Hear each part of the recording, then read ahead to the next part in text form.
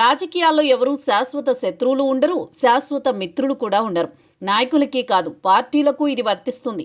అవసరం, అవకాశం అనే రెండు పట్టాలపై ప్రయాణం చేసే రాజకీయాలు ఎక్కడికి ఏది అవసరమో దానిని పాటిస్తూ ఉంటాయి. ఇది జంపింగులకు కలిసి వస్తున్న అంశం. నాయకులకు రాజకీయాలు కలిసి వస్తున్న అంశం కూడా. ఈ క్రమంలో తాజాగా వైసీపీకి చెందిన కీలక నాయకుడొకరు తన పాత పార్టీలోకి వెళ్లిపోయేందుకు రంగం సిద్ధం చేసుకున్నట్లు తెలుస్తోంది.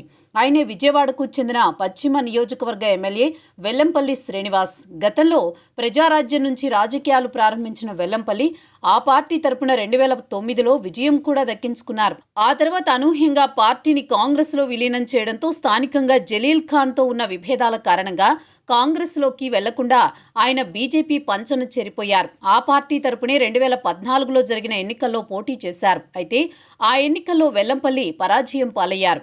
అనంతరం ఆ పార్టీని కూడా వదిలేశారు. 2019 నాటికి వైసీపీలోకి వచ్చి ఆ పార్టీ తరపున విజయం దక్కించుకున్నారు. వైశ్య సామాజిక వర్గానికి చెందిన వెల్లంపల్లి జగన్ హయాంలో మంత్రి కూడా అయ్యారు.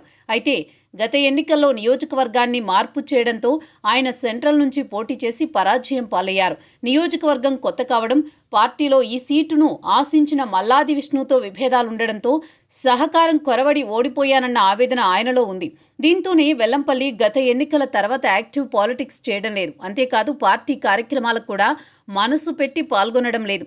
ఇక తాజాగా ఆయన తన ఒకప్పటి మిత్రుడు పివిఎన్ మాధవ్ బీజేపీ రాష్ట్ర చీఫ్ కావడంతో ఇప్పుడు ఆ పార్టీ వైపు దృష్టి పెట్టారని తెలిసింది.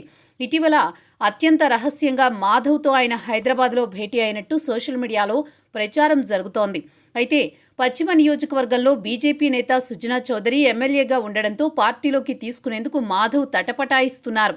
ప్రస్తుతం ఈ విజయంపై మాధవ్ కసరత్తు అయితే చేస్తున్నారని సమాచారం.